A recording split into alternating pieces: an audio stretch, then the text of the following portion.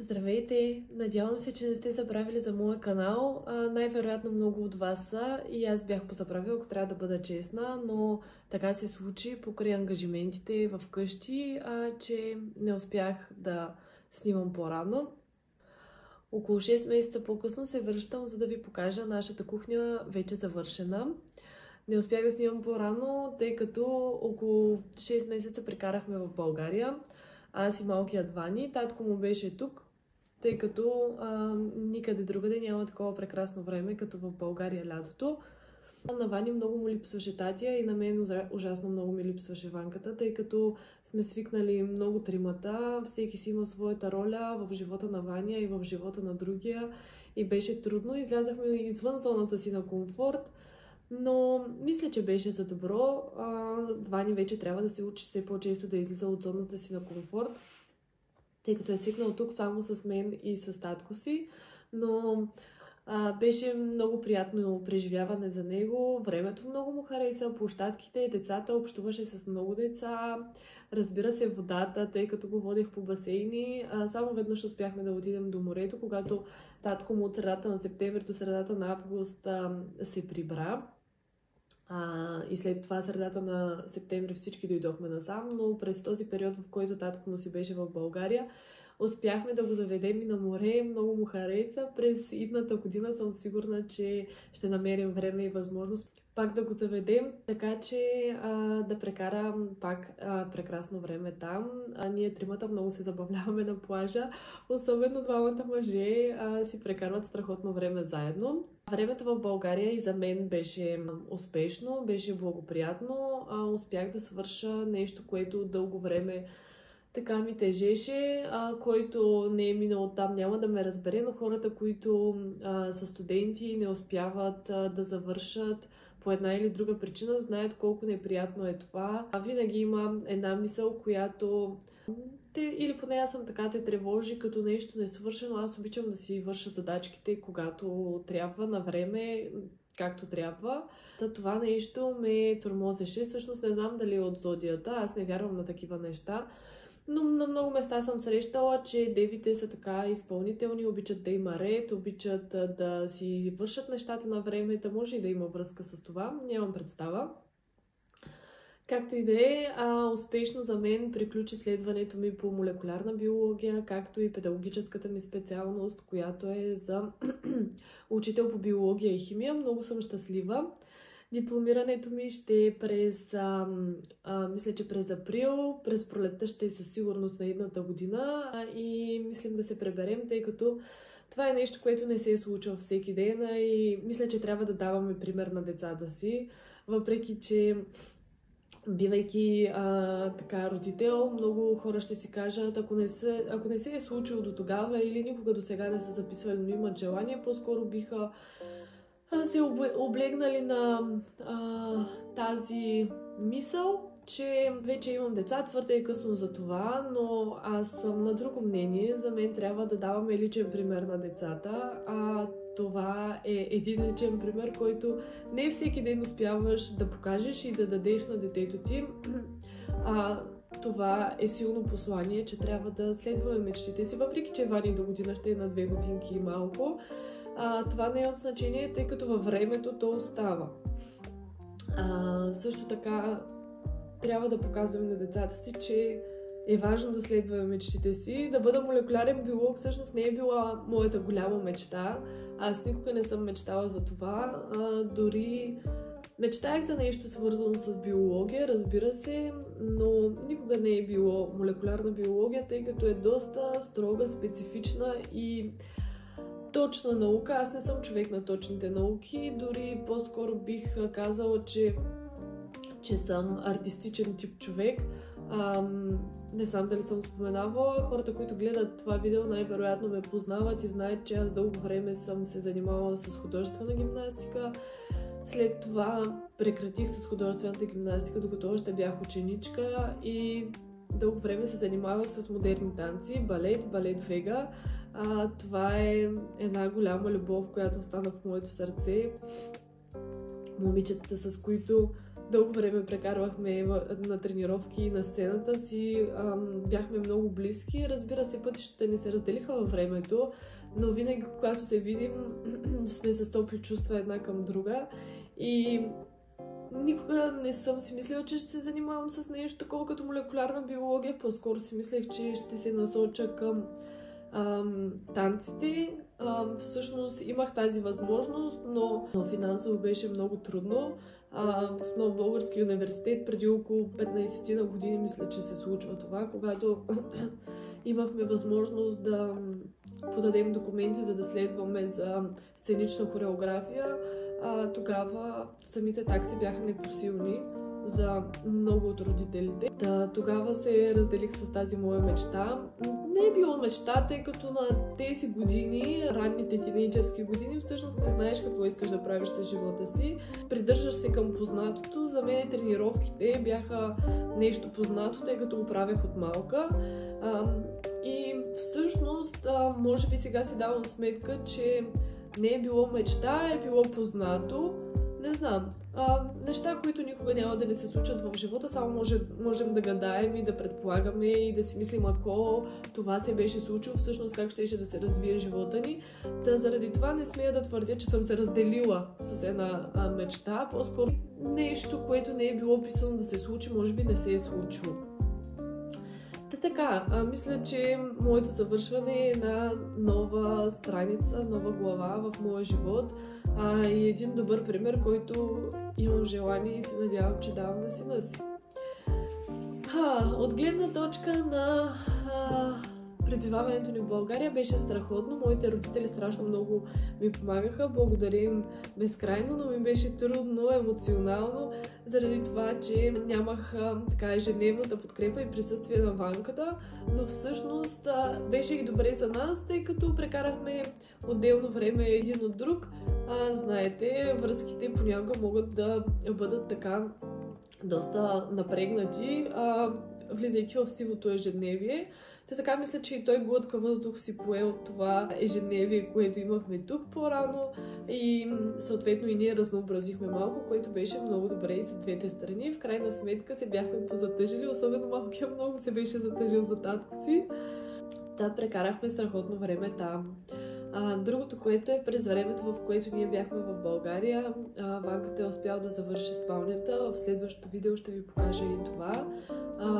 Споменавала съм ви, мисля, че и преди, че през уикендите той ходи с един негов бивш колега, приятел, да работят и да правят същото и в други къщи. Около 5 месеца, в които нас не нямаше, той е успял да направи и спалнята. Отнема му е доста време, тъй като го прави след работа и го прави абсолютно сам. Съм впечатлена от количеството работа, което е успял да свърши самичък. Наистина много се е трудил, докато нас ни е нямало. Уикендите, разбира се, освен че ходи на работа, трябва и да почива, така че във времето, в което е успял да свърши тази всичката работа с спалнята, е невероятно. Спалнята не е завършена изцяло, но и към този момент е прекрасна и си спим горе с най-голямо удоволствие. Ще ви покажа това в следващото видео. Тук какво всъщност остана да ви покажа? Остана да ви покажа изцяло завършена кухнята. Криси, ако гледа, Криси, здравей, беше ме попитала, или по-скоро с изненадване ме беше така подпитала дали наистина това ще са плочките, които ще останат в кухнята, онези кафеникавите, ако ги помните. Аз тогава я обясних, че не сме имали време и възможност по друг начин да ги направим. Мислехме в началото да ги къртим. Аз така го бях предложила на Ванката, но това е немислимо в момента да се случи такъв голям ремонт, тъй като щеше да удължи страшно много процеса. Но доколкото така се бяхме разбрали тогава, бяхме решили да опитаме да ги боядисаме. Той това и е свършил, аз съм много доволна от резултата и ще видите, ще ви прикача снимки и видеа. Другото, което первазите по земята, които свързват ламината с стените, те липсваха, вече са поставени и ще ги видите и тях. И лайн рака. Лайн рака също липсваше, който е над хладилника. Аз съм много очарована от лайн рака, тъй като е много хубаво дърво. Пасва идеално с гръбчетата на шкафчетата, които са кафеви, знаете. И общо взето това е. Мисля, че се получи прекрасно. Аз съм много щастлива от това, което всъщност се получи кухнята. Осветлението, не знам дали съм ви показвала скритото осветление под шкафчетата на пода. И то мисля, че не беше сложено към този момент, когато ви показвах кухнята. Но сега вече има и такова осветление, така че ще видите в следващите видеа. И всъщност, ако ви харесва видеото, моля ви, подкрепете ми с един палец, и другото, което е, оставете коментар, за да знам вашето мнение относно нашата кухня. Благодаря ви много, че гледате и предстои всъщност да ви покажа и спалнята. Спалнята е страхотна. Ванката ме изненада с цветовете, които е подбрал. Не очаквах да е толкова смел, но наистина аз бих избрала същите цветове и съм много щастлива от комбинацията, така че гледайте и следващите ми видеа. Надявам се да не е след 6 месеца. Всъщност не надявам се, няма да е след 6 месеца, тъй като вече не съм чак толкова заета. Друго, което исках да ви покажа. Друго, което исках да ви покажа е всъщност тези чаши, които си взех. Те са само две. Той като завършек за тази кухня. Аз обичам да си купувам чаши за кафе. Не съм чак такъв фен на кафето. Пия кафе по едно на ден, но тези чаши, когато ги видях, направо ме сразиха. Много ми харесаха. На черешки с чиника. Страхотни, много сладички чашки за кафе, с неправилна форма. Много харесвам такъв тип и пасват страхотно на кухнята. Тук е нанесен първия слой от влажната боя върху плочките.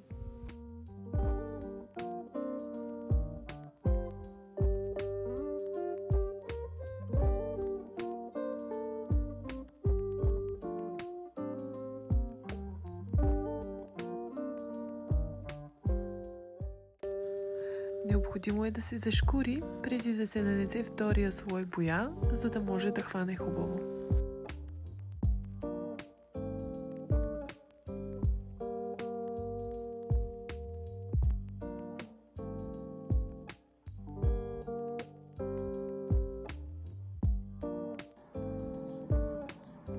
Тук вече втора ръка влажна боя е нанесена.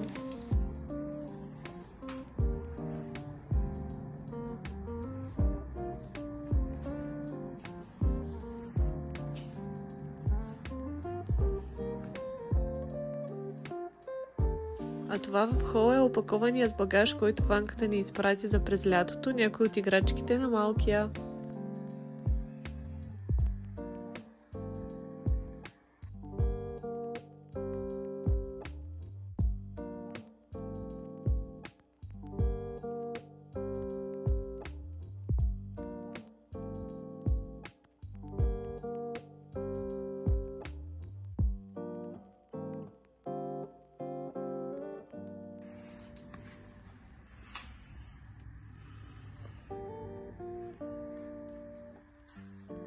Контактите тук са били подготвени за смяна и новите контакти пасват страхотно на визията на кухнята.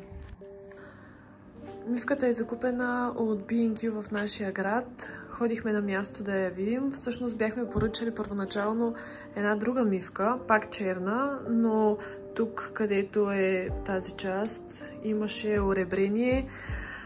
Първоначално много ми хареса, но ходихме още веднъж до B&Q, след като я бяхме поръчали. Трябваше да купувам още нещо оттам. В последствие видяхме тази мивка и отказахме поръчката за предната мивка. Така, казаха до няколко дни, че ще пристигне мивката. Тя пристигна с закъснение. Звънях им да ги питам първоначално дали ще пристигне на време, тъй като датата, която ми бяха определили, беше Bank Holiday, почивен ден тук. Да, увериха ме, че всичко ще е наред, ще пристигне на време, не пристигна на време. И в последствие, след като пристигна, сега не е нещо голямо, но въпреки всичко, човек, който си купува нова мебел и без значение, може да е телефон, може да е всичко ново, не иска да идва с дефект. Тази мивка дойде чукната. На фона на мивката така не си личи, докато не е в твоята къща и не я виждаш ежедневно, но както и да е, решихме да я запазим, тъй като не можех да рискувам да откажем поръчката и дълго време да стоим без мивка, защото в предното видео ви споменах, че вече доста време бяхме без мивка. С малко дете беше трудно и реших все пак да я запазим. Но да, компенсираха ни с процент от стойността на мивката, но въпреки всичко това тук си стои постоянно.